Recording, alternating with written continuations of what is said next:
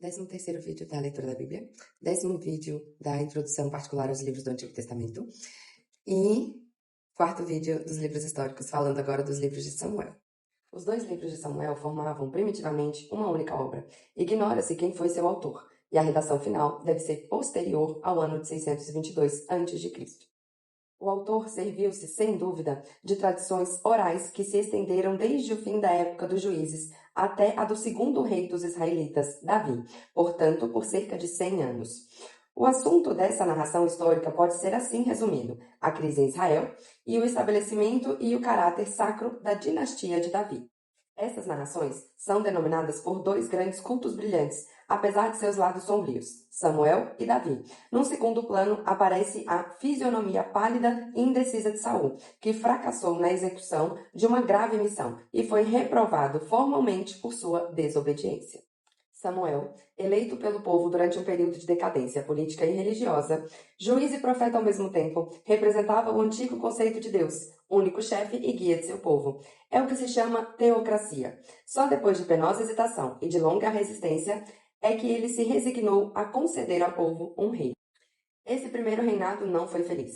A autoridade de Saul começou bem depressa a vacilar. Sua débil saúde e sua neurastenia tornaram-no impopular e, no final da vida, uma dissensão entre o rei e o profeta conselheiro tornou-o ainda mais desprezado diante do povo.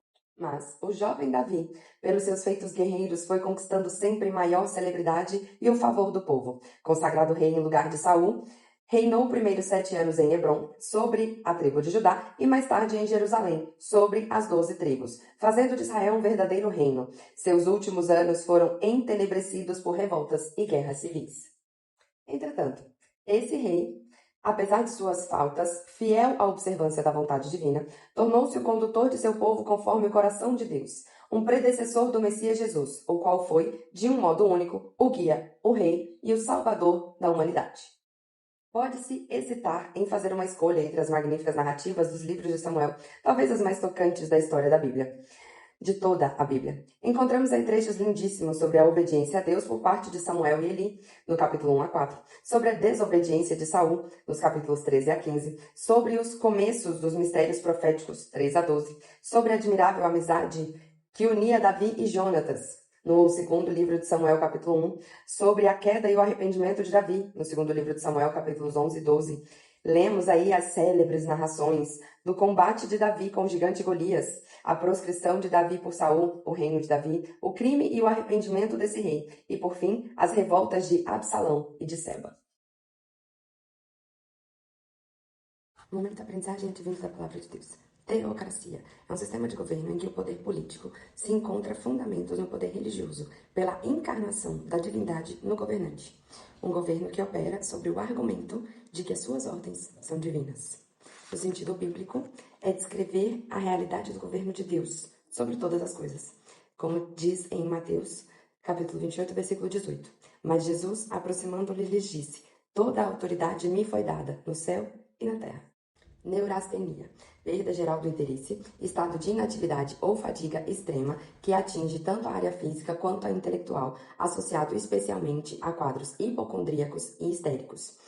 No sentido bíblico, é um transtorno funcional afetivo atribuído à debilidade do sistema nervoso. Entenebrecidos, que está escuro, coberto de trevas, escurecido, repleto de tristeza, que expressa melancolia. No sentido bíblico, é algo que está coberto de trevas, obscuro. Predecessor, que ou aquele que precede no tempo um indivíduo, um grupo, uma geração, a ele associados por algum traço comum, profissão, ideias, um antecessor, um ancestral. No sentido bíblico, alguém ou algo que veio antes de outra pessoa ou coisa, ocupando uma posição ou função semelhante. Proscrição, ato ou efeito de banir, excluir. No sentido bíblico, algo ou alguém que foi banido, excluído ou considerado fora da lei ou da sociedade.